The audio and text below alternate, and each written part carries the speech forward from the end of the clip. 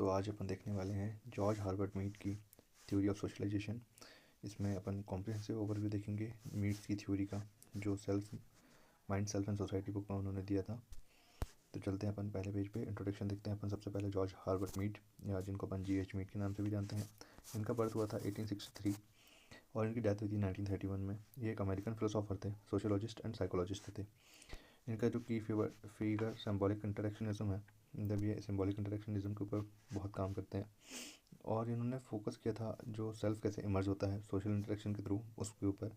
इनका जो सबसे इन्फ्लुएंशियल वर्क था वो था माइंड सेल्फ एंड सोसाइटी, जो 1934 में पब्लिश हुआ था, जो उनके मरणोपरांत हुआ था। इसके बाद में अपन देखते हैं इनके की कंसेप्ट। सबसे पहला कंसेप्ट आता है माइंड का। माइंड जो है एबिलिटी टू यूज सिंबल जैसे कि लैंग्वेज या जेस्चर्स होते हैं for internal dialogue and thinking. ये जो अपने इंटरनल डायलॉग होते हैं कि अपन अपने आप से कैसे बात करेंगे, इसके बारे में ये बताते हैं। इसके बाद में आता है इनका सेल्फ का कंसेप्ट, जो कंपोज होता है 2 पार्ट्स थे। फर्स्ट पार्ट होता है उसका आई, जो क्रिएटिव पार्ट होता है, और जो मी होता है वो एक सोशलाइज्ड पार्ट होता है। जो आप सोच समझ के कोई भी चीज़ का निर्णय लेते हैं वो आपका मी के अकॉर्डिंग होता है।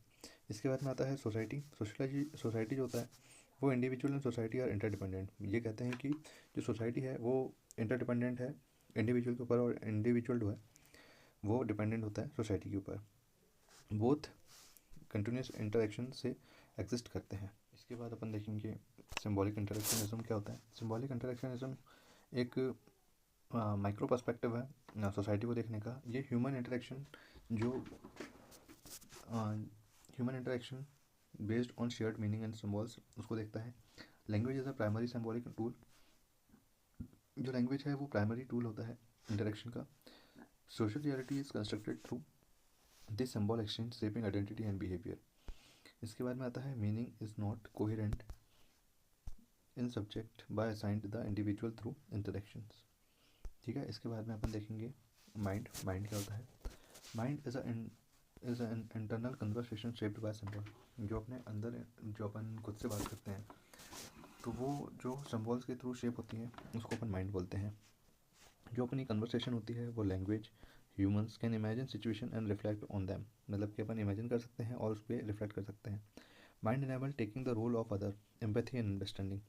ये बोलते हैं कि जो माइंड होता है वो दूसरों की रोल टेकिंग को समझने में, और जो एम्पैथी होती है उसको समझने में हेल्पफुल होता है। Human thought is social because it's shaped by interaction. जो ह्यूमन के जो थॉट्स होते हैं वो सोशल होते हैं, क्योंकि ये सोशल के होते हैं क्योंकि वो एक दूसरे से जो आपका इंटरेक्शन है सोसाइटी के साथ में उसके थ्रू वो डेवलप होते हैं। इसके बाद में आता है self, the dual component of self. मतलब कि अपन देखेंगे कि इसके डुअल कंपोनेंट कौन कौन से होते हैं। पहला कंपोनेंट होता है I component, the impulsive spontaneous part of self, active in response to the environment. जो अपन रिस्पॉन्स देते हैं एनवायरनमेंट को वो आई के थ्रू देते हैं। मी जो होता है the reflective socially constructed part of self, shaped by social norms. जो मी होता है वो सोशल नॉर्म्स के थ्रू शेप होता है।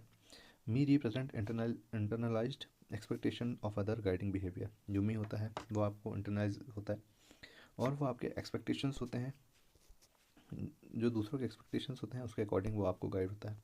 I provide individual creativity and change provided social conformity. The interaction between I and me form the dynamic self. जो dynamic self form होता है वो आई और मी के जो इंटरेक्शंस हैं उसके थ्रू होता है। इसके बाद अपन देखेंगे डेवलपमेंटल स्टेज। जो डेवलपमेंटल स्टेज होती है, development of self, stage of socialization की आपको इसके थ्रू अपन समझेंगे कि कौन कौन सी स्टेज होती है जिसके थ्रू अपना सोशलाइजेशन होता है। पहली स्टेज होती है प्रेपरेटरी स्टेज। प्रेपरेटरी स्टेज में जो बच्चे होते हैं 0 से 2 साल के वो आते हैं। ये जो बच्चे होते हैं उनको आपने देखा होगा कि वो बिना सोचे समझे खेलते रहते हैं, तो उनको ये ज्ञान नहीं होता है कि वो क्या कर रहे हैं कैसे कर रहे हैं। उनको कोई भी चीज़ों से मतलब नहीं होता है, बस वो जो दिखते हैं और जैसे अपन उनको सामने हंसो तो वो अपने को देख के हंसने लगते हैं, या उनके सामने उनको चिढ़ाओ तो वो अपने को देख के चिढ़ाने लगते हैं। जैसा भी मतलब अपन उनको ताली बजाते हैं तो वो ताली बजाते हैं, मतलब सेम सेम वो अपने को सिर्फ इमिटेट करने का वो ट्राई करते हैं, कि उनको ये समझ में नहीं आता है कि ये ताली क्यों बजा रहा है, बट वो अपन जैसे उनको ताली बजाओ उनके सामने तो वो अपने सामने भी ताली बजाते हैं। इसके बाद में आता है प्ले स्टेज, जो 2 से 6 साल की उम्र में आता है।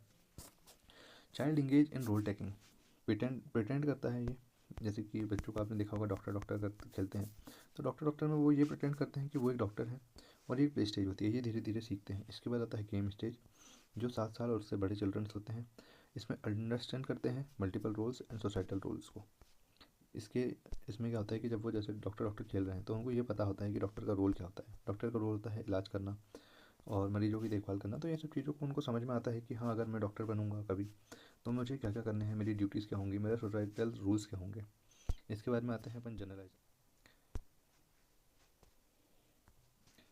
इसके बाद अपन देखेंगे जनरलाइज्ड अदर। जो जनरलाइज्ड अदर होते हैं वो वे सारे लोग होते हैं जो अपने बहुत क्लोज नहीं होते हैं। जो अपनी सोसाइटी होती है, जो सोसाइटी के लोग होते हैं, वो पूरे जो भी लोग होते हैं वो जनरलाइज्ड अदर होते हैं। तो बच्चे जो होते हैं ये सीखते हैं कि सोसाइटी में उनका पर्सपेक्टिव कैसा होगा, जो सोसाइटी उनको एक्सेप्ट करेगी अच्छे तरीके से। जो जनरलाइज अदर के तरीके होते हैं, या अपन बोल सकते हैं कि जो सोसाइटी का तरीका होता है, उसके बारे में ही सोचते हैं और उसके हिसाब से ये अपने अकॉर्डिंगली अपने बिहेवियर में चेंज लाते हैं। Self fully develop by internalising societal expectation through these stages. क्या होता है, जब सोसाइटी आती है, जब बच्चे की जो सेल्फ है वो फुली डेवलप कब होता है, जब वो समझ जाता है कि जो सोसाइटी की एक्सपेक्टेशंस हैं वो उनको मैच कर जाता है, या उनकी जो चीज़ें हैं उनको अपने अंदर आत्मसात कर लेता है या इंटरलाइज कर लेता है। तब उसको समझ में आ जाता है कि मेरे लिए क्या चीज़ अच्छी होगी, क्या चीज़ बुरी होगी, क्या चीज़ ऐसी होगी जो सोसाइटी को पसंद आएगी, क्या चीज़ ऐसी होगी जो सोसाइटी को नहीं पसंद आएगी। इसके बाद में अपन देखते हैं सिग्निफिकेंट अदर और जनरलाइज्ड अदर कौन होते हैं। Significant people who have a profound impact on the individual, example parent and mentor. Significant वो होते हैं कि जैसे जो भी सिग्निफिकेंट रोल प्ले करते हैं आपकी लाइफ में, जैसे कि पेरेंट हो गया, मेंटोर हो गया, तो वो आपकी लाइफ के जनरलाइज्ड सिग्निफाइंड अदर होंगे। और जो जनरलाइज अदर होंगे वो अदर लोग होंगे, मतलब कि जैसे आपके पेरेंट्स हो गए, आपकी फैमिली होगी, उसके अलावा जो भी लोग होंगे वो आपके लिए एक जनरलाइज अदर का काम करेंगे। ये जनरलाइज अदर होते हैं।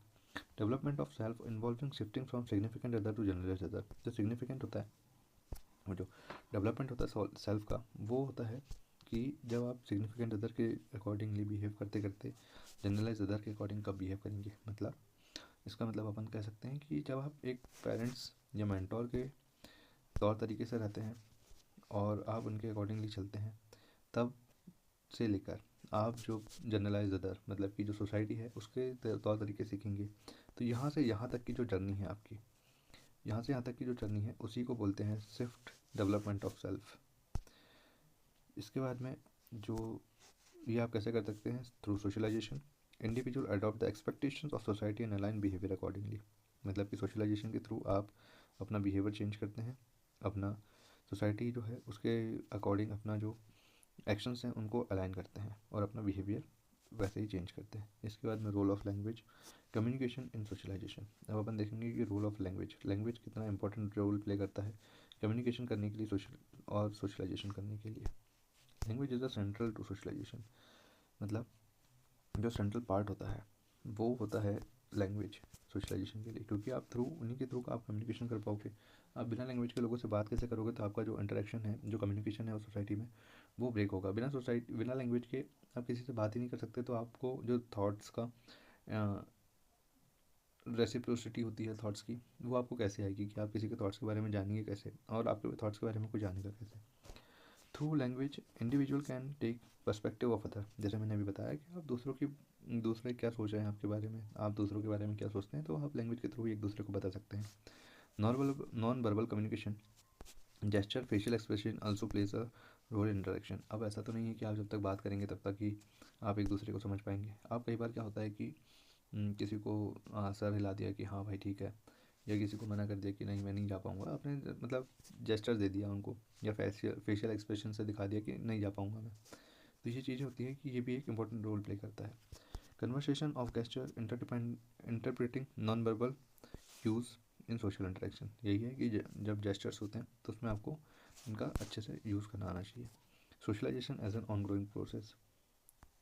इसके बाद अपन देखेंगे कि जो सोशलाइजेशन होता है वो लाइफ लॉन्ग प्रोसेस होता है। ऐसा नहीं है कि आज आप बड़े हुए छोटे हैं, या आप स्कूल में हैं तो आज आप सीखेंगे, या आप ऑफिस में हैं तब तक आप सीखेंगे। जो सोशलाइजेशन होता है वो एक लाइफ लॉन्ग प्रोसेस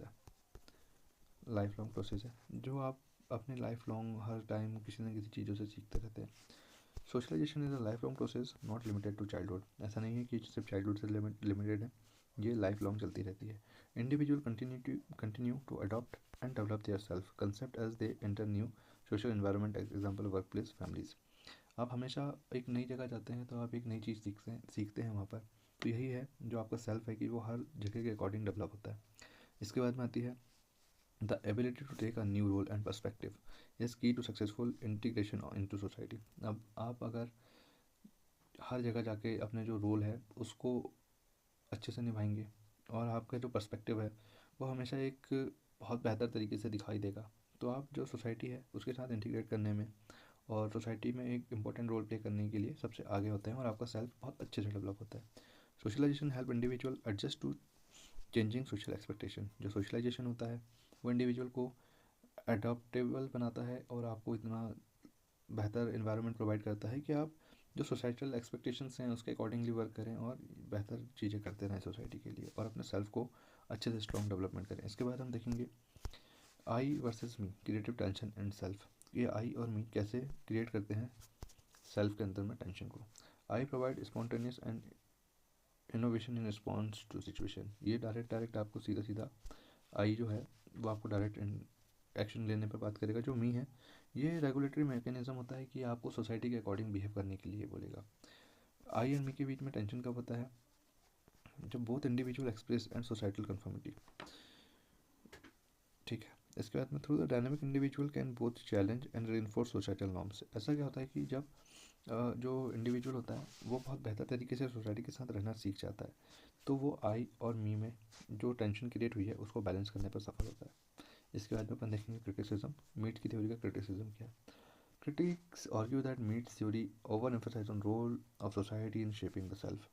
ऐसा कहते हैं, जो मीट को क्रिटिसाइज़ करते हैं वो बोलते हैं कि मीट की थ्योरी जो है वो बहुत ज़्यादा रोल और जो सोसाइटी है उसके इंटरेक्शंस पे बेस्ड है कि सेल्फ जो होगा वो सोसाइटी ही बनाएगी। और some suggest a downplay individual agency in inner psychological process. ये बोलते हैं कि जो इंडिविजुअल की एजेंसी है उसको कम करते हैं। Mead focus on symbolic interactionism में neglect structural factor.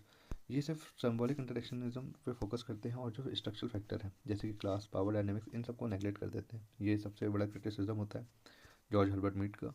Despite criticism Mead theory remain foundational in understanding socialization. इसके बाद में भी जितने भी ये इनके क्रिटिसिज्म होते हैं उसके बाद में भी जो इनकी थ्योरी है वो अपन सोशलाइजेशन के पार्ट में सबसे इंपॉर्टेंटली पढ़ते हैं और सिगमंड फ्रॉइड और C.H. कूली की जो अपन उनके साथ पढ़ते हैं तो उसी के साथ में सबसे इंपॉर्टेंटली अपन जॉर्ज हर्बर्ट मीट को पढ़ते हैं। इसके बाद में आता है इनकी लेगेसी क्या है। Mead theory of foundational in sociology. जो इनकी जो थ्योरी है वो साइकोलॉजी, सोशोलॉजी एंड एजुकेशन में सबसे इंपॉर्टेंट फाउंडेशन देती है। His concept of self, symbolic interactionism, role taking are central to social sciences. जो सोशल साइंसेज में इनकी जो 3 कंसेप्ट हैं, सेल्फ का कंसेप्ट, सोशल इंटरेक्शनिज्म का कंसेप्ट और रोल टेकिंग का कंसेप्ट, ये जो कंसेप्ट हैं इनके बहुत ज़्यादा इंपॉर्टेंट रोल प्ले करते हैं। Modern identity theories build on Mead's understanding of the self as a social construct. और उसके बाद में आते हैं the idea of socialization as a dynamic. ये बोलते हैं कि जो सोशलाइजेशन का आइडिया है वो बहुत डायनेमिक है।